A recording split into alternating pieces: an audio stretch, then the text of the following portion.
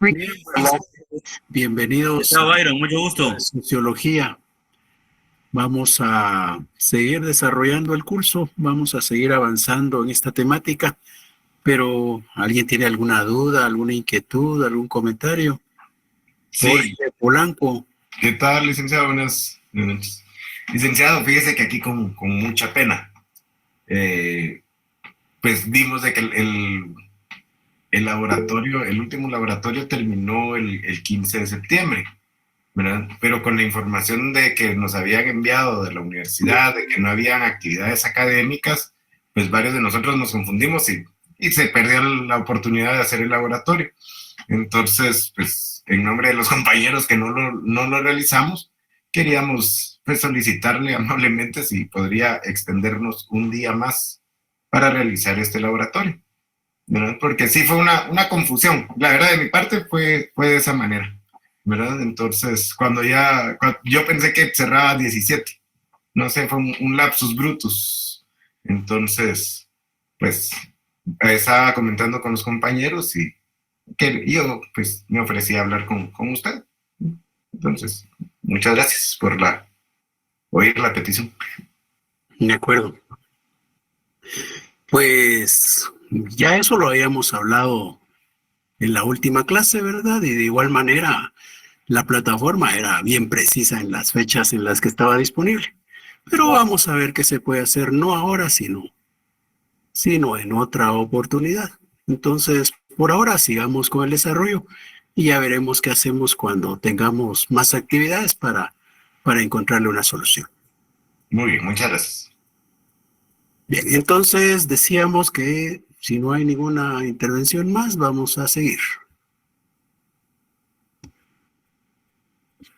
Bueno, entonces hablábamos en la última clase de un problema que existe en nuestra sociedad. Y ese problema es un problema que surgió en la medida que la sociedad fue evolucionando.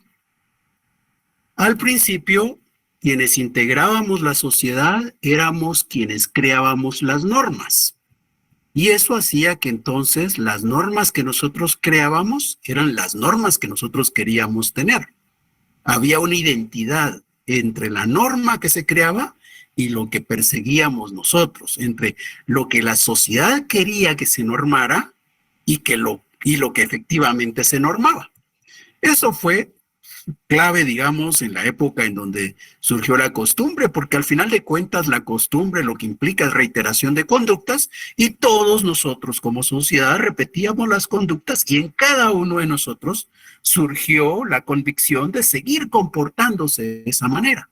Entonces nosotros creábamos las normas como sociedad y nosotros sabíamos que las normas que creábamos eran justamente lo que nosotros queríamos. Eso da lugar a ese derecho consuetudinario y decimos que ahí lo que se muestra claramente es una democracia directa, porque en esa democracia prácticamente todos somos los que tomamos las decisiones sobre qué normas son las que van a regular nuestra conducta. Eso todavía se logró marcar en una época en donde existió el Estado ya, en una etapa en donde hubo presencia de un Estado. Eso en la época de la esclavitud. Y en la época de la esclavitud hablábamos de Roma, por ejemplo, en donde allá en Roma, en la época de la República, pues resulta que la ley era la expresión de la voluntad del pueblo y se definía así, porque cuando se iba a crear una ley, el camino a seguir era que un magistrado llevaba una propuesta, la hacía del conocimiento de la Asamblea Popular, y en la Asamblea Popular, en donde estaban presentes todos los ciudadanos de Roma, se tomaba la decisión sobre si aquella propuesta se volvía o no se volvía ley para todos, se volvía obligatoria de carácter general para todos o no. Y entonces ahí lo que tenemos es una democracia directa en donde los ciudadanos están participando directamente en la creación de las normas. Y obviamente las normas que se aprobaban allá en Roma por aquella Asamblea Popular era justo lo que la Asamblea quería. No había divorcio entre lo que la sociedad quería y lo que se creaba como norma. Sin embargo, conforme la sociedad fue creciendo, y entonces decíamos fue necesario nombrar representantes, ¿verdad? Y cuando se empiezan a nombrar representantes, entonces prácticamente ya las disposiciones no se van a aprobar por todos, sino por nuestros representantes. Y nuestros representantes no necesariamente van a defender los intereses de todos nosotros, sino realmente van a defender los propios de ellos, porque es normal. Cada ser humano tiene sus propios intereses y los intereses de cada uno no necesariamente son los intereses de todos. Entonces, estos representantes tienen sus propios intereses y cuando ellos son los que van a crear las normas, pues ocasionalmente van a crear normas que no son las que la sociedad quiere. La sociedad está deseando que se norme de una manera y nuestros representantes están regulando de otra forma. Entonces ahí se empieza a dar, decíamos, un divorcio entre lo que la sociedad quiere que se regule y lo que los representantes están normando. Hay un divorcio entre lo que la sociedad pretende y el derecho que se está creando. Pero eso ocurre solo con ese derecho estatal del que estamos hablando, ¿verdad?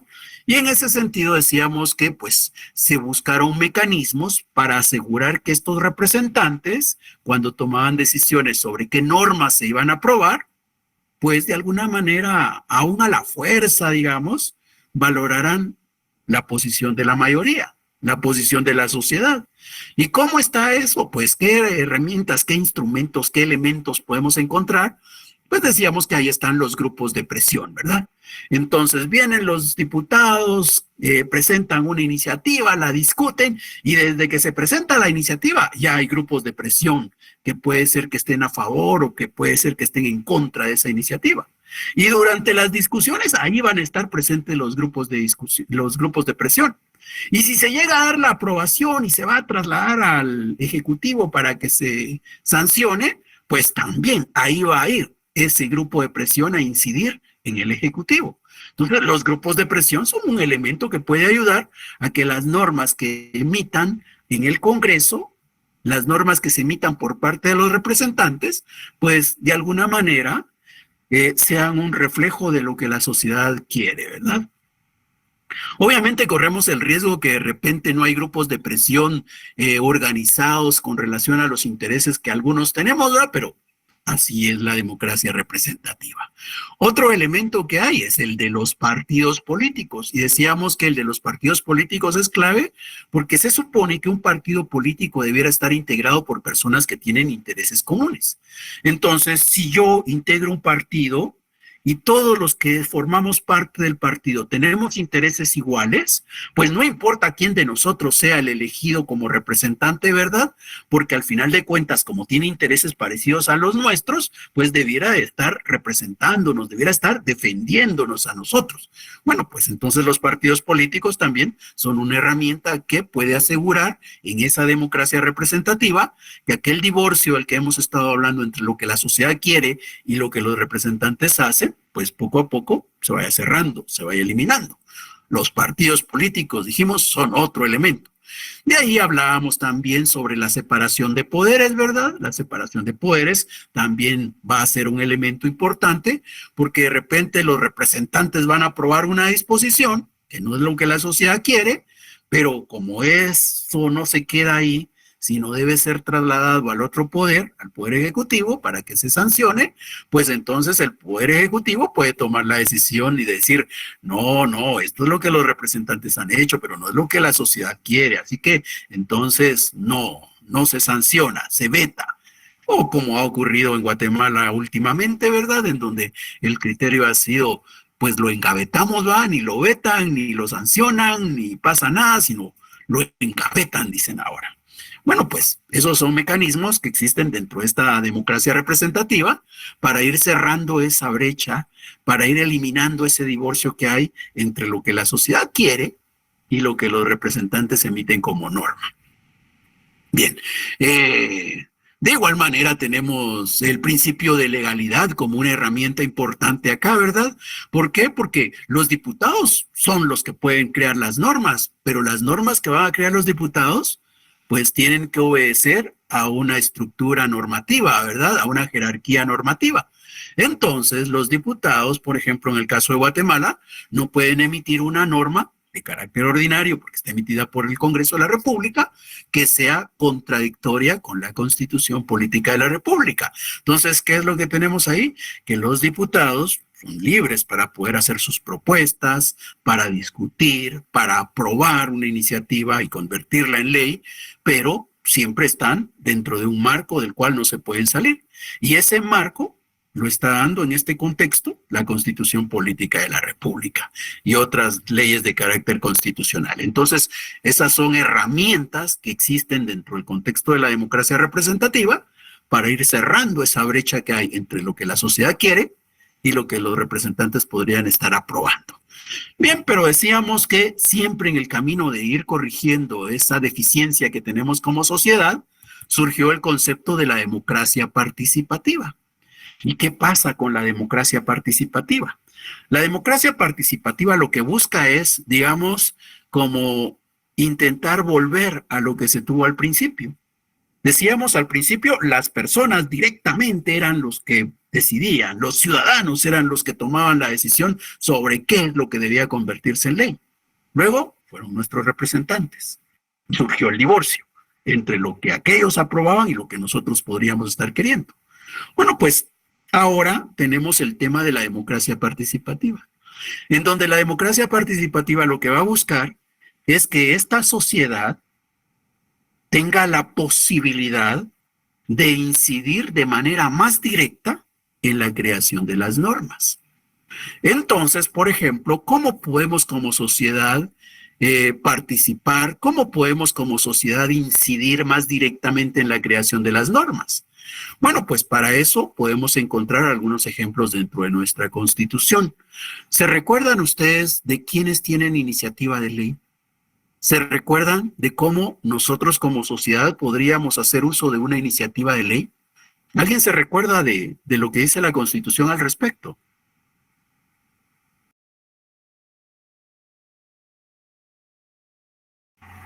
El Congreso de la República, el organismo ejecutivo, la Corte Suprema de Justicia, la Universidad de San Carlos de Guatemala y el Tribunal Supremo Electoral.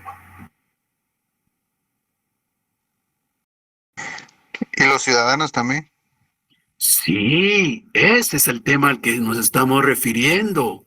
Nosotros como ciudadanos también tenemos iniciativa de ley, no solo esas instituciones.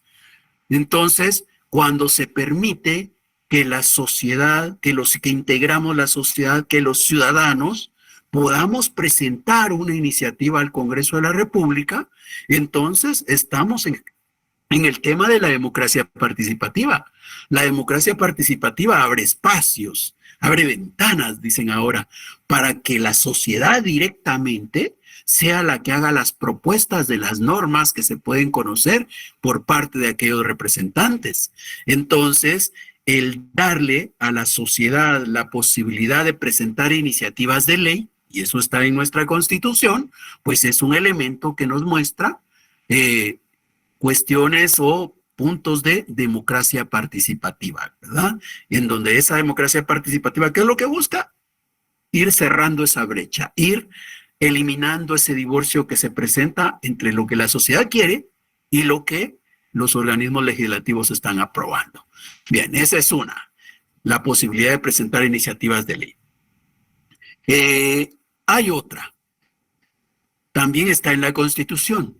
¿Se recuerdan ustedes que hay cosas o hay temas en los cuales el Congreso de la República podría aprobar, pero con la aprobación del Congreso no basta, sino es necesario hacer un referéndum, es necesario hacer una consulta popular, ¿verdad?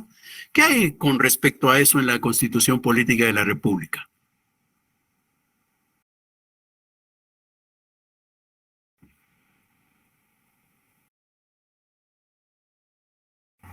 Las reformas de la Constitución. Algunos artículos de la Constitución no pueden ser reformados por el Congreso de la República directamente, ¿verdad? Sino tiene que someterlos, una vez discute y aprueba, pues tiene que someter esa disposición a una consulta popular. Y si en la consulta popular se aprueba, pues entonces puede convertirse en o puede darse la reforma constitucional, y si no se aprueba, pues no. Ya la historia de Guatemala nos muestra que con la constitución que actualmente está vigente, pues hubo una oportunidad de reforma, ¿verdad?, en la década de los 90, y efectivamente se incluyeron algunas nuevas normas dentro de nuestra constitución.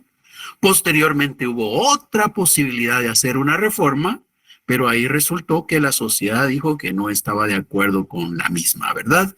Una característica que hemos tenido con nuestras reformas es que no es de que artículo por artículo vayamos diciendo estamos de acuerdo con la modificación de este, pero no estamos de acuerdo con la de este otro, y con la de este sí, con aquel no, no, ¿verdad? Sino es todo un conjunto, o sí o no, un sí o un no a todo. Entonces, así es como se ha dado en la historia de Guatemala. Pero ese es otro elemento, esa es otra herramienta que ofrece la democracia participativa. Entonces, dentro de la democracia participativa está la posibilidad de que sea la sociedad la que al final de cuentas va a tomar la decisión sobre algunas disposiciones que podrían entrar en vigor para regular esas relaciones. Entonces tenemos dos elementos ahí. Hay un tercer elemento que no lo tenemos en la sociedad guatemalteca. ¿Cuál es este? La posibilidad de que para ser un representante, la posibilidad que para formar parte de ese organismo legislativo no se tenga que pertenecer a un partido político y se pueda postular de manera independiente. Entonces, esa posibilidad todavía no existe en Guatemala, ¿verdad? Hoy, si uno quiere ser diputado, pues tiene que estar en un partido político y formar parte de una lista y esperar que lo voten, ¿verdad? Si no, no es posible. No existe la alternativa, no existe la posibilidad de que alguien sin pertenecer a un partido político pueda postularse para llegar a ser diputado del Congreso de la República. Pero la posibilidad de que hayan postulaciones de manera independiente es una herramienta que puede utilizarse para poder dar lugar a esa democracia participativa. Entonces, esos son los tres elementos que hemos estudiado: la democracia directa, que fue la primera que existió, luego la democracia representativa, y actualmente que se habla de una democracia participativa que abre la posibilidad para que la sociedad directamente incida en la creación de las normas, de esas normas que componen el derecho estatal del que hemos estado hablando. Bien, ¿alguna duda, alguna inquietud? ¿Todo claro, Lick? Gracias. Todo claro, licenciado. Bien. Entonces, ahora hablamos de un quinto tema que es el Estado de Derecho. El Estado de Derecho. ¿Qué es el Estado de Derecho? Bueno, el Estado de Derecho implica varios elementos. Existe Estado de Derecho si existen normas, ¿verdad? Normas jurídicas. ¿Y qué buscan las normas jurídicas? Pues las normas jurídicas lo que buscan es regular las relaciones entre las personas. Por eso decimos normalmente que lo que busca es regular la conducta externa, porque la conducta externa de nosotros se evidencia en los vínculos, en los nexos que establecemos con nuestros semejantes. Entonces, bien podemos decir que el derecho lo que busca es regular la conducta externa, o también podemos decir que el derecho lo que busca es regular las relaciones sociales. Bien, entonces, cuando existe Estado de Derecho, existe regulación de las relaciones sociales. En alguna época se creyó que Estado de Derecho era eso. Con eso bastaba para afirmar que en una sociedad había Estado de Derecho, con la existencia del derecho solamente, con la existencia de esas normas que regulan las relaciones entre los individuos. Sin embargo, poco a poco se ha ido dando una evolución en el concepto y se entiende que así como existen los ciudadanos, existe alguien que va a ejercer un poder que en algún momento lo tenía por sí mismo y en otro lo tiene por delegación. No importa, siempre vamos a hablar de que ahí hay un poder. Entonces, cuando se habla del Estado de Derecho, no solamente tenemos que considerar la existencia de normas que regulan las relaciones entre los ciudadanos, también deben de existir normas que regulan las relaciones entre ese poder y los ciudadanos, entre los gobernantes y los gobernados. Esas normas también deben de existir. Entonces, el concepto de Estado de Derecho es mucho más amplio, porque no solamente abarca las normas que van a regular las relaciones entre los ciudadanos y las relaciones entre el que tiene el poder y los ciudadanos, sino también vamos a tener que contar con otros elementos. Primero, recordar que ese conjunto de normas que regulan las relaciones entre los ciudadanos o que regulan las relaciones entre los ciudadanos y el que tiene el poder, todas esas normas van a estar arriba de todos. Nadie va a ser superior a las normas, nadie va a ser superior al derecho. Todos nos vamos a encontrar bajo el imperio de la ley, bajo el imperio del derecho. No importa si tiene poder político de carácter ejecutivo, de carácter legislativo, o si solamente es un ciudadano como cualquiera, todos van a estar bajo ese imperio. Entonces, ese es otro elemento que encierra el Estado de Derecho. Entonces, el Estado de Derecho no solamente son normas que regulan los ciudadanos, normas que regulan las relaciones entre el poder y los ciudadanos, sino también es un conjunto de normas que jerárquicamente se encuentra en una situación superior, que todos se encuentran bajo el imperio del derecho. Pero además de eso, también se necesita que existan procedimientos e instituciones que busquen resolver los conflictos que se puedan dar en aquella regulación. Nosotros como ciudadanos estamos regulados, pero nosotros como ciudadanos, aun cuando existe esa regulación, podríamos tener un conflicto, porque de repente estoy sufriendo una amenaza, estoy sufriendo una vulneración en mis derechos. Si estoy sufriendo una amenaza o una vulneración en mi derecho, pues debe de existir un procedimiento que permita el cese de la amenaza o la restitución del derecho. Eso debe de existir para que yo piense que vivo en un estado de derecho. De nada sirve que existan las normas para regular nuestras relaciones si no existen los procedimientos que nos van a ayudar al cese de la amenaza o la restitución de un derecho vulnerado. Entonces, los procedimientos son claves. Pero los procedimientos no son suficientes tampoco. Se necesita de la institución que está a cargo de esos procedimientos. Cada procedimiento implica la intervención de un actor, la intervención de una institución, y esa institución debe existir. No podríamos decir que hay Estado de Derecho si yo, al ser vulnerado en un derecho, pues existe una norma que me dice que puedo buscar el cese de esa vulneración, pero no existe una institución que me pueda apoyar para que yo logre la restitución de mi derecho. Entonces, se necesita de las normas, se necesita de los procedimientos, se necesita de las instituciones. Y un elemento más que se necesita es que exista esa división de poderes, que esa división de poderes no solamente esté contenida en las normas, porque en las normas está la división de poderes. Por ejemplo, nosotros en nuestra Constitución Política de la República podemos encontrar fácilmente que existe esa distribución de poderes. Pero cuando se habla de Estado de Derecho, no basta con que esté la norma. Se necesita que en la realidad también se dé. Entonces, ¿qué se necesita para afirmar que en Guatemala hay Estado de Derecho? Reconocer que en la práctica se respeta la norma de la división de poderes. Si efectivamente en Guatemala cada uno de esos tres poderes, ejecutivo, legislativo y judicial, actúan de manera independiente y la actuación independiente de los tres poderes nos permite mantener un equilibrio dentro de la sociedad, pues entonces estamos diciendo que sí, efectivamente existe Estado de Derecho. Entonces, ¿cuáles son, repitiendo y en síntesis, los elementos del Estado de Derecho? Pues las normas. Normas que regulan las relaciones entre los ciudadanos y las relaciones entre el que tiene el poder y los ciudadanos. Que esas normas se encuentren en un nivel superior a todos, que todos estén bajo el imperio de las normas. Que existan procedimientos cuando alguien sufre una amenaza o una vulneración en su derecho. Procedimientos a los que puede acudir para buscar el cese de la amenaza o la restitución del derecho. Que existan instituciones responsables de que ese procedimiento se lleve a cabo. Y que haya una división de poderes, no solamente en lo normativo, sino en la realidad. Esos son los elementos que deben de existir para afirmar que existe el Estado de Derecho. Eso es lo que hoy se piensa.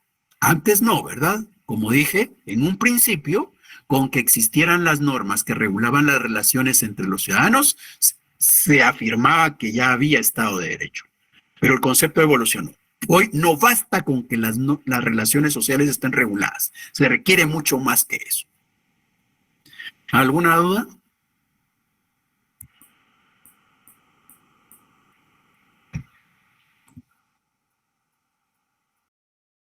Bien. Entonces, vamos a hablar ahora del último tema de esta parte, que son los derechos del ser humano y los sistemas políticos. ¿Qué es lo que buscamos acá? Pues vamos a identificar los sistemas políticos. ¿Y cuáles son esos sistemas políticos? Pues vamos a hablar de 3 sistemas políticos. ¿Cuáles son esos 3? Bueno, pues el que existió al principio, antes de que se diera esta forma de organización social en la que nosotros vivimos, que es el feudalismo. Luego, la etapa en la que hoy vivimos nosotros, el capitalismo. Y luego vamos a hablar de otra etapa, una etapa que nosotros no hemos conocido, una etapa que muy pocas sociedades conocieron, a la que se le conoce como socialismo. Entonces, esas 3 etapas son las que vamos a estudiar. Esos son los 3 sistemas políticos que vamos a analizar: el feudalismo, el capitalismo y el socialismo. Y vamos a buscar establecer en cuál de estos sistemas políticos es más viable el respeto de esos derechos de los seres humanos, de esos derechos humanos. Bueno, entonces hablamos primero del feudalismo.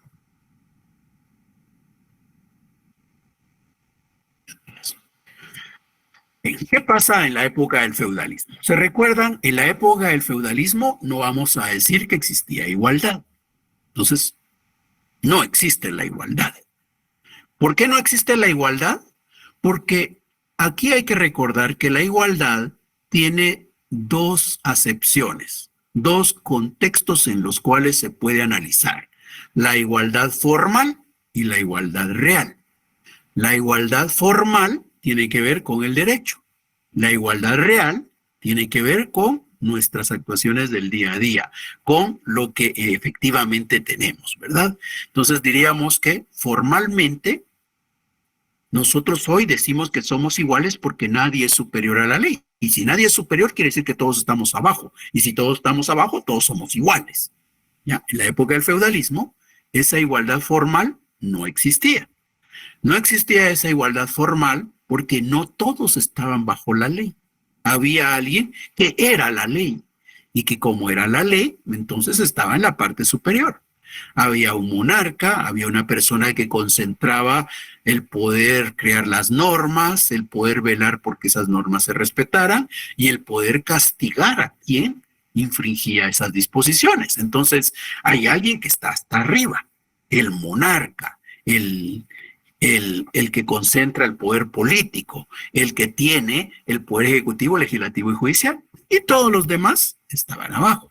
¿Y quiénes son los que estaban abajo? Pues otros terratenientes, los campesinos y la pequeña burguesía. No existía el concepto de la igualdad. Existía el principio de la libertad, que es clave también cuando hablamos de derechos humanos. La libertad es clave en materia de derechos humanos. ¿Existía la libertad en la época del feudalismo? Tampoco existía la libertad. ¿Por qué no existía la libertad? Porque, por ejemplo, en el caso de los campesinos, ya hemos dicho que ellos estaban atados a la tierra, pertenecían a una parcela, no podían abandonar ese feudo. Si estos campesinos tomaban la decisión de salirse del feudo, el señor feudal tenía el poder con su ejército de venir, traerlos de vuelta y asegurar que no se salieran nuevamente. Entonces quiere decir que en esa época no había libertad. Los campesinos no podían movilizarse libremente de un feudo a otro. Los campesinos estaban atados a la tierra. La pequeña burguesía tenía libertad. Tampoco existía la libertad en las actividades comerciales o en las actividades artesanales. ¿Por qué no había libertad? Porque en la época del feudalismo prevalecieron en la ciudad los gremios, y los gremios eran agrupaciones a las que se tenía que pertenecer para dedicarse a un oficio. Una persona no era libre como para decidir, ay, yo, ¿qué hago en este mundo para poder alimentarme, para poder conseguir mis satisfactores? Ah, yo voy a probar a ver cómo me va de zapatero. No. O voy a probar cómo me va de carpintero. No. No puedes probar lo que quieras. ¿Por qué? Porque para que te dediques a un oficio tienes que pertenecer a ese gremio. Si no formas parte del gremio, no puedes dedicarte a eso. Entonces, no hay libertad. Podía entrar yo como un aprendiz a un taller de carpintería, como un aprendiz a un taller de zapatería, pero solo iba a ser aprendiz. Nunca iba a poder montar mi propio taller. Nunca me iban a considerar un maestro artesano. ¿Por qué? Porque había que pertenecer al gremio. Y los del gremio eran los que decidían a quienes les permitían incorporarse y quienes, por tanto, podían dedicarse a un oficio en particular. Entonces, tampoco había libertad. Nos damos cuenta, no hay libertad ni en el campo ni en la ciudad. Ya antes dijimos, tampoco había igualdad. Esa es la característica de este feudalismo. Ahora, ese feudalismo, definitivamente bajo ese contexto, si no existe la igualdad ante la ley, si no existe la libertad, pues tampoco podemos pensar que es el ambiente propicio para que se den el respeto o la realización de los derechos de los seres humanos, ¿verdad? Bueno, pero sabemos que esa etapa quedó atrás y llegamos a la etapa en la que nosotros vivimos, la sociedad capitalista. ¿Qué ocurre en esta sociedad capitalista en la que nosotros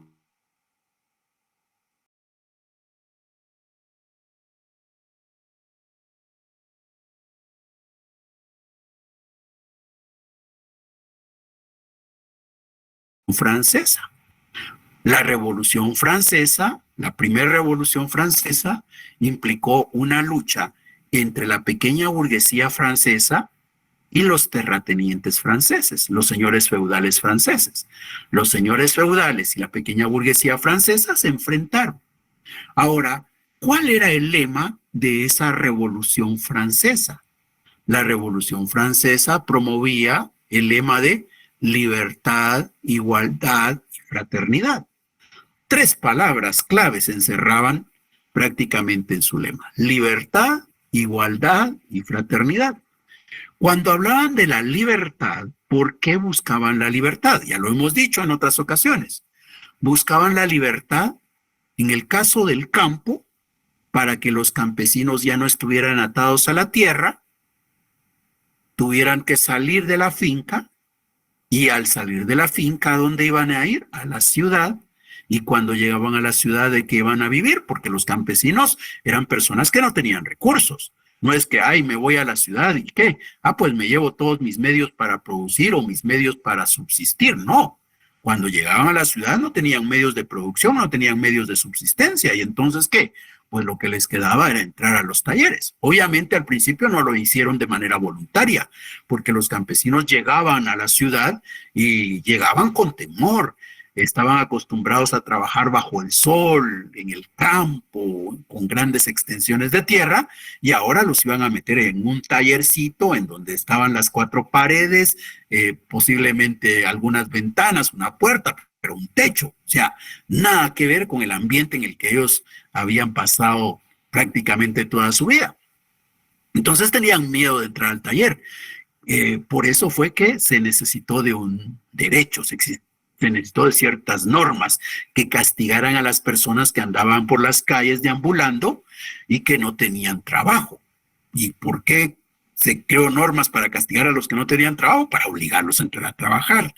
Así fue también aquí en Guatemala. Por ejemplo, en la época de Justo Rufino Barrios se habló de la libreta de jornaleros y entonces cada guatemalteco que andaba por la ciudad tenía que cargar su libreta de jornaleros.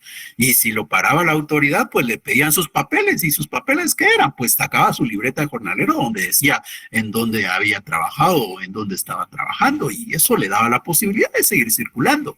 Pero si a alguien lo encontraban y no tenía eso, pues lo castigaban.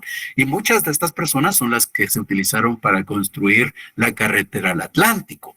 Bueno, pues eso que nos muestra cómo en la sociedad capitalista se empieza a promover la libertad en el campo. Entonces, la libertad en el campo para que los campesinos vengan a la ciudad y entren a trabajar a los talleres de los pequeños burgueses.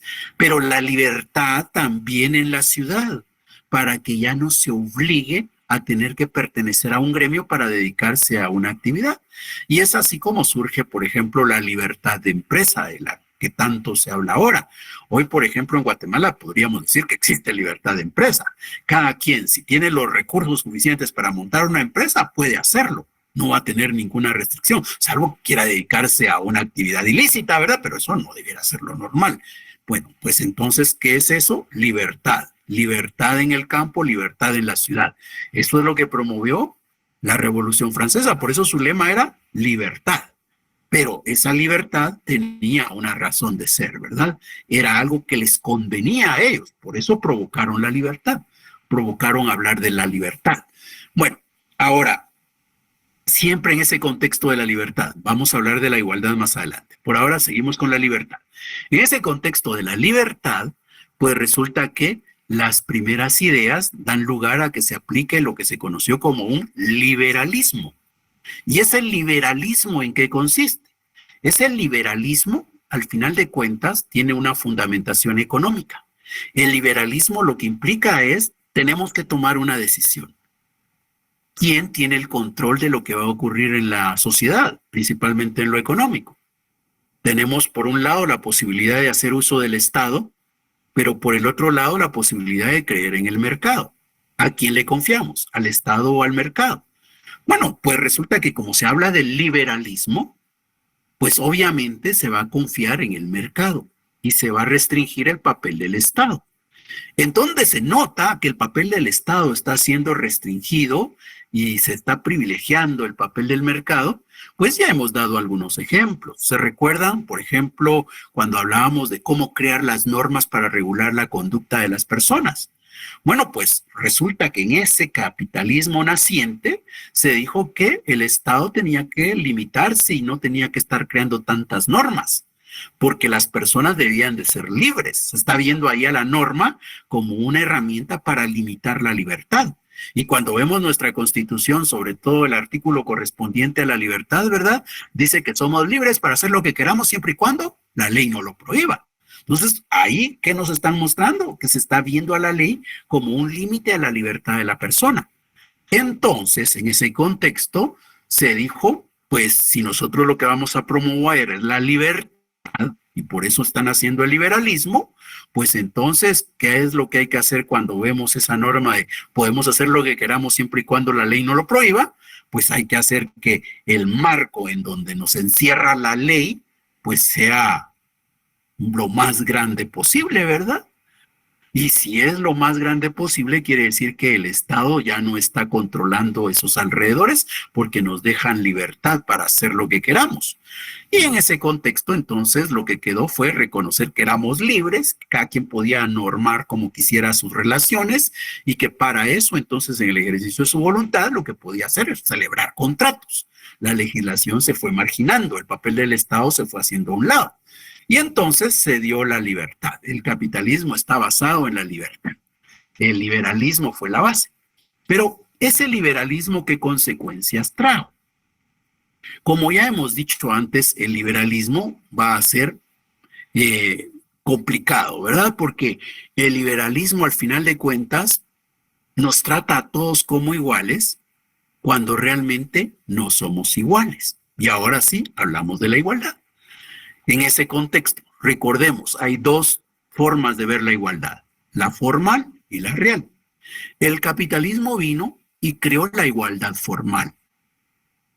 Permitió la igualdad formal. ¿Cuándo dio la igualdad formal? Cuando vino y dijo, la ley está sobre todos. Nadie es superior a la ley. Si nadie es superior a la ley, como todos estamos bajo la ley, todos estamos iguales, o somos iguales ante la ley. Y hasta así lo dicen las normas, ¿verdad? Todos somos iguales ante la ley. Esa es una igualdad formal, una igualdad en normas jurídicas. Pero en términos reales no hay igualdad. En términos reales hay diferencias. Si yo tengo a patrono y trabajador ahí, pues no voy a decir, ay, patrono y trabajador, los dos están bajo el imperio de la ley, entonces los dos son iguales.